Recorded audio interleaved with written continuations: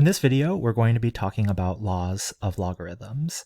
So there are three of them we are going to go over. If b is any number such that b is positive and not equal to 1, then the following hold. The first one says log base b of a plus log base b of b is equal to log base b of a times b. Sometimes you'll hear this called the product rule for logarithms. And something that you just want to note is that the lowercase b and the capital B are not the same value or not necessarily the same value. The second rule says log base b of a minus log base b of b is equal to log base b of a over b. Sometimes you will hear this called the quotient rule for logarithms, not to be confused with the product rule or the quotient rule in calculus. Okay, and then the third logarithm law says that log base b of capital A to the nth power is equal to n times log base b of a, and sometimes you will hear this called the power rule for logarithms. And what that does is it allows us to take our exponent and bring it on the outside and multiply it times our logarithm. So let's put these into practice. Example 1 says write each of the following in terms of simpler logarithms. So what I'd like to do in part A is I'd like to expand this. So other times you might hear when you're working on homework and things like that, sometimes you'll read or see that it says expand the following logarithm. So in part A, I can break this up based off of the product rule. So if I just wanted to do one splitting up, I could break this into log base 7 of 10 plus log base 7 of a to the 7th power b cubed c to the negative 8th power. And really, I could use product rule 3 more times because here I have the product of 3 different quantities. So I could break this up further. Let's do that. All right, so I went ahead and I expanded that and using the product rule. Now what I can do is I could apply the third rule, the power rule, and take all of the exponents outside and multiply those.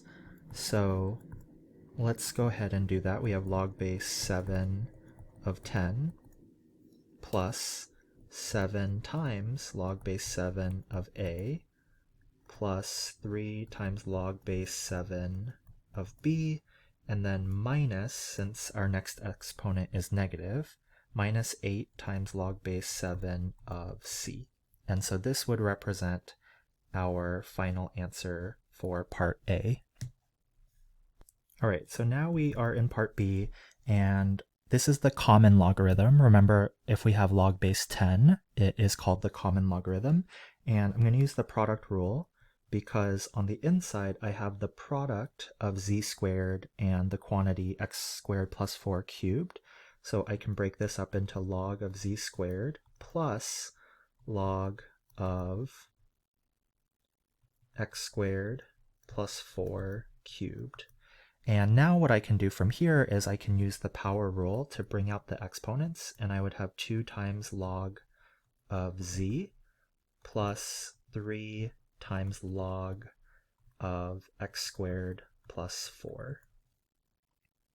Now, I just want to emphasize, because these terms are being added, I can't simplify this logarithm any further, and so here we have our final answer for part B.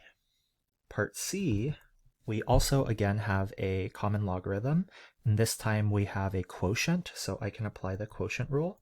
So I'm going to have log of the numerator, which is w squared, times, I'm going to rewrite that t term, and remember, if I'm taking the 4th root of t cubed, I can rewrite this using a rational exponent. So this is the same thing as t to the 3/4 power. And it will be clear in just a moment why I did that. And then minus log of our denominator. And once again, instead of writing the square root, I can write t plus w to the 1/2 power. Okay, so from here on this first thing here, I'm going to use the product rule. So I'm going to rewrite this as log of w squared plus log of t to the 3/4 power. And then minus, on this thing, I can use the power rule and bring out my exponent. So minus 1/2 log of t plus w. And then in the first two terms, I can also use the power rule and bring out my exponents. So let's go ahead and do that. So this will equal 2 log of w plus 3/4 log of t minus 1/2 log of t plus w. And there we have our final answer for part C. All right, let's go ahead and move on to our next example. Example 2 says combine each of the following into a single logarithm with a coefficient of 1. In part A, we have 7 times log of t minus 6 times log of s plus 5 times log of w. And I'm going to start off by using the power rule, and we want to bring in all of the exponents. So sometimes you'll hear this when you are reading instructions, and it'll say something like condense this into a single logarithm as well. So that's just an alternate way of saying that. So for part A, we have log of t to the 7th power minus log of s to the 6th power plus log of w to the 5th power. So I've gone ahead and I've used the product rule for logarithms, the power rule for logarithms to bring in all of my exponents. And now here I can use the quotient rule. So I'm going to have log of t to the 7th over s to the 6th, and then plus log of w to the 5th power. And now I can use the product rule to multiply our fraction times w to the 5th and combine this into a single logarithm. So it's going to be log of t to the 7th over s to the 6th times w to the 5th. And really I could make that look a little bit nicer by just combining that into a single fraction. So that is equal to log of t to the 7th times w to the 5th over s to the 6th power. So here is my final answer for part A. For part B, I'm going to start off by using the power rule, and in both of these, I'm going to take the 2 and the 6 and bring those into my exponents. So that's going to be log base 3 of x plus y quantity squared minus log base 3 of x to the 6th power. And now, because I have a subtraction between two logarithms, I can use the quotient rule for logarithms and combine this into log base 3 of x plus y quantity squared over x to the 6th power. And that is our final answer for part B. Now we're going to take a look at applications of logarithms and see how our laws of logarithms are going to help us in solving these application questions. Example 3 says, in a small country, the current population is 200,000 people, and it is increasing at a rate of 2% each year. The country can produce enough rice for 300,000 people. Assuming they continue to produce the same amount of rice each year, how long will it be before there are shortages in rice? All right, so the first thing that I want to do to help myself is I would like to create a function that models the population, and the function that's going to model our population is going to be an exponential function. I'm going to call it f of t, and f of t is going to represent the number of people in this country after a certain amount of time. So f of t is equal to, remember in general, an exponential function, f of x, is equal to a times b to the x power, where a is our initial value and b is our common ratio. So in this case, our initial value is 200,000 because that is the starting population. And then we know that it is increasing at a rate of 2% each year, meaning that our common ratio is going to be 1.02. And then our exponent is going to be t, where that represents the time in the number of years. And so our goal is to figure out when our population will reach $300,000. So essentially, we're trying to find an amount of time. And so in this scenario, we would like to solve for our unknown value of t. So the way that we're going to do this is, if this represents my population, I'm going to replace that value with 300,000.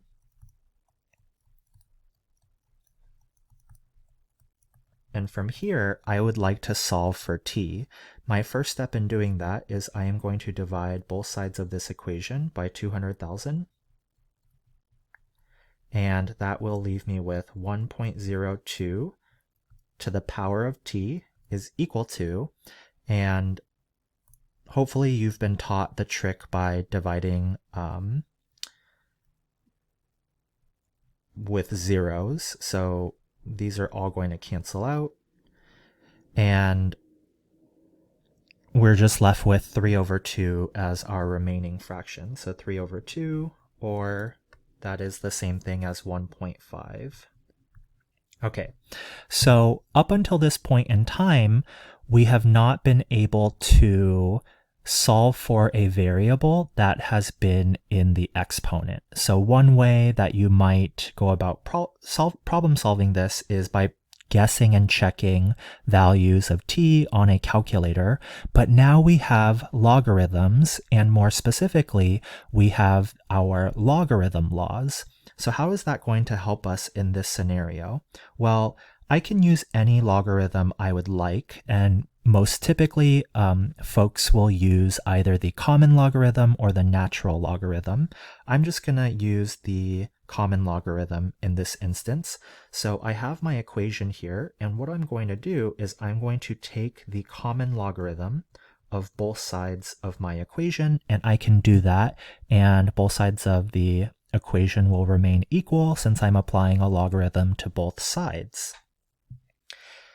So why does this help us? Well, on my left side of the equation, my unknown value is in the exponent, and we've just learned our logarithm laws. And so based off the power rule for logarithms, I can rewrite this as t times log of 1.02 is equal to log of 1.5. And again, if I am solving for t, I can divide both sides by log of 1.02 because that is just a number, even though it has some letters in it. Log of 1.02 is just a number, and we get t is equal to log of 1.5 divided by log of 1.02. All right, so how do we do this on our calculator? Please use whatever calculator you are comfortable using. I am such a huge fan of Desmos because they have a lot of cool, accessible tools that are free to many communities. And so I'm going to use Desmos, and let's see, we have log of 1.5, and then I want to divide that by log of 1.02, and you can see our answer here is about, if I round it to 2 decimal places, 20.48. So let's go back and see what that means in our example. So we threw this into our calculator, and we found that this was equal to about 20.48. And remember, t represents an amount of time, and we specifically set up our function so that t represents a number of years. So let's put that together to be able to write a sentence to answer our question.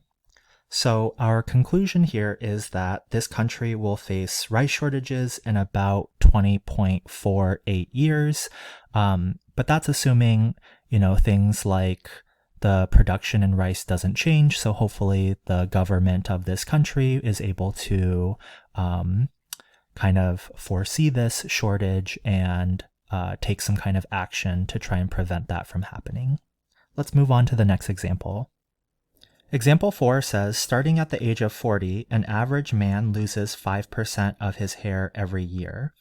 At what age should an average man expect to have half his hair left? So what we want to do now, again, is we want to create a function. I'm going to call it f of t, and f of t represents how much hair a man will have after t number of years. And so remember our general exponential function f of x is equal to a times b to the x power, where a is the initial value. Now, something that students will often struggle with in this particular example is they don't know how much hair is being started with in terms of the average man. And how do we really quantify hair? Do we count the number of follicles? Do we quantify it by weighing the hair? That's really a hard question to answer. And so it actually turns out that we don't need to quantify it, at least specifically. And so what I'm going to do is I'm going to say let h equal the man's starting amount of hair. And we'll see why soon that it doesn't matter that we are able to numerically quantify this. So again, I'm just going to call it h, and then we know that this person is losing 5% of their hair every year. And so in the previous example, if we were gaining 2%, then we added 1 plus 0.02. But because this is decreasing, we have 1 minus 0.05. And so that will be our common ratio, which if you simplify that, is 0.95. And the reason it's 0.95, that means that each year the person is retaining 95% of their hair. And so our exponent now is going to be t to represent the number of years. So just like in the previous example, we replaced our output value with a specific value so that we could solve for t. And here it says we want to know when this person has half of their hair left. So what do we replace that with? Well, if h is the amount that they're starting with, then 1/2 h would equal the point in time that we're trying to solve for. And so now what we can do is try and solve for t in our exponent. My first step in doing so is I'm going to divide both sides by h, and notice that the h on both sides of my equation will disappear because h divided by h is equal to 1. And so now I am left with the equation 0.95 to the t power is equal to 1/2, which is equivalent to 0.5. So let me just write this as 0.5. And again, to take the exponent out, or the variable out of the exponent, I am going to apply a logarithm to both sides of this equation. So in the previous example, I used the common logarithm just to change things up. In this example, I'm going to use the natural logarithm, but either logarithm, in fact, any logarithm base will give us the correct answer as long as we apply the same logarithm to both sides of our equation. And now I can use the power rule for logarithms, bring out my exponent to get t times the natural log of 0.95 is equal to the natural log of 0.5. From here, I can divide both sides of my equation by the natural log of 0.95. And so we get that t is approximately equal to, I want to calculate the natural log of 0.5 divided by the natural log of 0.95. All right, so we plug this into our calculator and we get that t is approximately equal to 13.51. So to write up our final answer, we can say that the average man can expect to have half of his hair left. And note that we are starting at the age of 40. So if we take this and tack that on to age 40, we can say half of his hair left.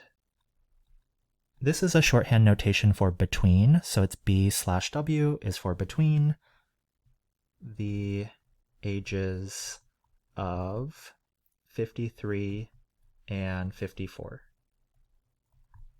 And that concludes this example. Example 5 says you want to buy a $32,000 car in 5 years. How much should you invest today at 5.1% interest compounded continuously to achieve that amount? Now, realistically, in 5 years, the car is probably going to cost more than the $32,000. But for the sake of this example, let's suppose that or assume that the car's cost or price will not change. Maybe your very nice uncle is selling you this car in 5 years and he's promised not to increase the price.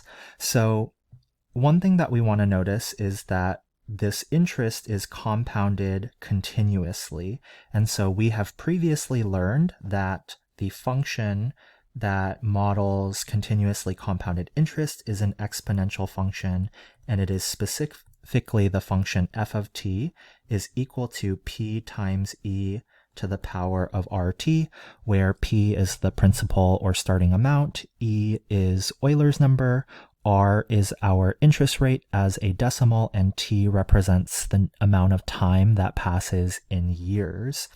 And so something that's a little bit different about this question is that we're not asking for an amount of time, so we're not solving for t.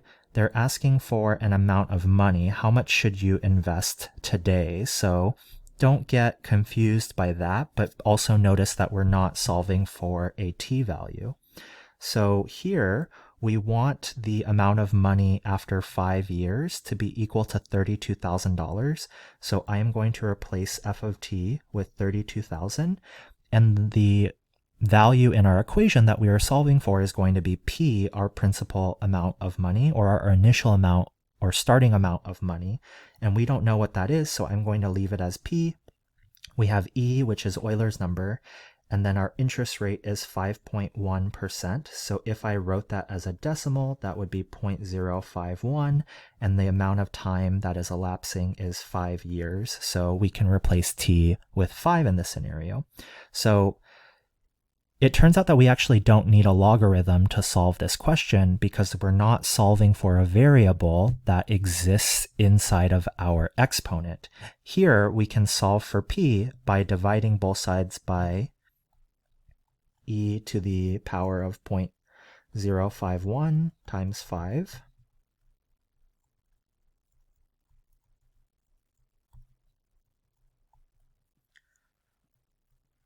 So we get p is equal to 32,000 over e, I did not close that parenthesis. And if you throw this into a calculator, we get that p is approximately $24,797.33. So this represents the amount of money that we should invest today. And I will write that out in a sentence. So we should invest $24,797.33 today to have $32,000 saved under the given conditions in a matter of 5 years. And that concludes this example. Example 6 says, if you invest $8,000 today at 4.5% interest compounded monthly, how many years will it take to double your investment? So notice here that we are compounding monthly, so we have a different function formula than we used in the previous example. it's still an exponential function, but it will look like f of t is equal to p times 1 plus r over n to the t power. Excuse me, this should be to the power of n times t. Okay, so let's start filling in our values. P is equal to 8,000, that is our principal amount of money. Then we have 1 plus our interest rate as a decimal is 0.045. And because we're compounding monthly, that means that n, which represents the number of times we're compounding per year, is 12. And we're raising this to the power of 12t. So I'm going to go ahead and now take my function because we want to figure out when our investment is going to double. So I'm going to take f of t and set this equal to 16,000 and then copy my function that we just created. So here at this point, we're trying to solve for t, which is in our exponent. So we are going to need to use a logarithm. Before that though, we can start out by dividing both sides by 8,000.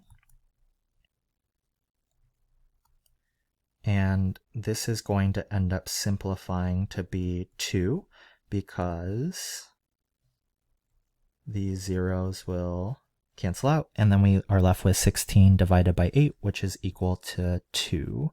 So let me clean up the screen and then we'll continue solving this equation. All right, so we're at this point now, and because my variable that I'm trying to solve for is in the exponent, I am going to take the log of both sides of my equation. And we're doing that so that on the left side we can use the power rule for logarithms, and that is going to tell us that we have 12t times log of 1 plus 0.045 over 12 is equal to log of 2. And then if I'm trying to isolate t, I can divide both sides by 12 times the logarithm of 1 plus 0.045 over 12.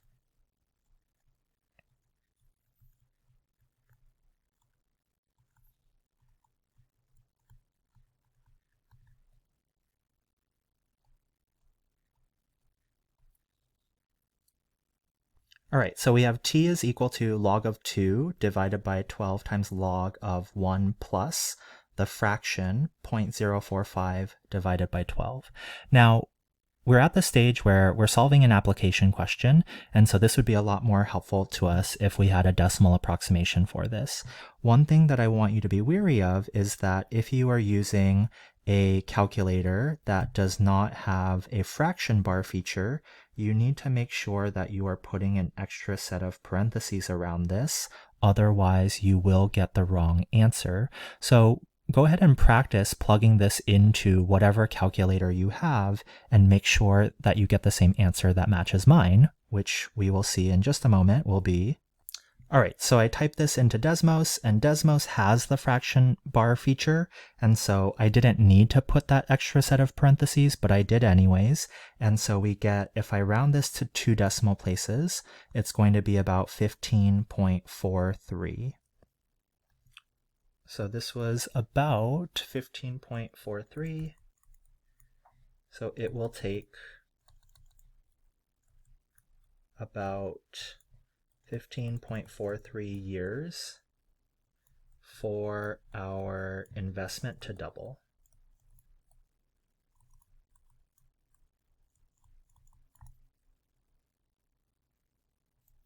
And that's it for example 6.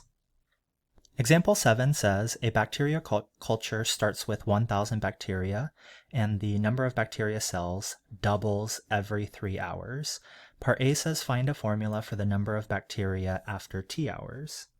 So this is actually a question that we've done previously or something similar to it. And so the function we can come up with is f of t is equal to, we are starting with 1,000 bacteria cells, and then we know that it doubles, so that tells us that this is 2 here, and it says every 3 hours, and so our exponent is going to be t divided by 3, and this is our answer for part A. Part B says how many bacteria are there after 1 hour, round to the nearest whole number.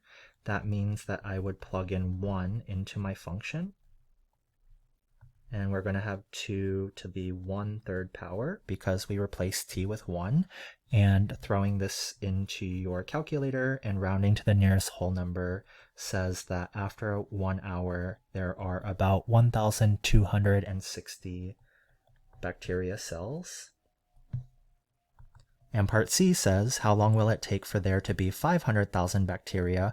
Round your answer to the nearest whole number. So in my function in part A, I'm going to replace f of t with 500,000. And my goal is to now solve this equation for t. My first step in doing so, I will divide both sides by 1,000. These 3 zeros will cancel out with those 3 zeros, and I'm left with 500 over 1, which is equal to 500. And so we're at the stage where we have 2 to the power of t over 3 is equal to 500. I'm now going to take the logarithm of both sides of this, and doing so will allow me to use the power rule for logarithms, and so I can bring my exponent down and multiply it on the outside. I have t over 3 times log of 2 is equal to log of 500. Now, I can divide both sides by log of 2. That will give me t over 3 is equal to log of 500 over log of 2. And then I can multiply both sides of my equation by 3, and I will get t equals 3 times log of 500 over log of 2. And throwing this into our calculator, this comes out to be approximately equal to 27. So answering the question, it will take about 27 hours for there to be 500,000 bacteria cells. Thanks for watching this video. That concludes us talking about laws of logarithms. I hope to see you in the next video. Thanks for watching.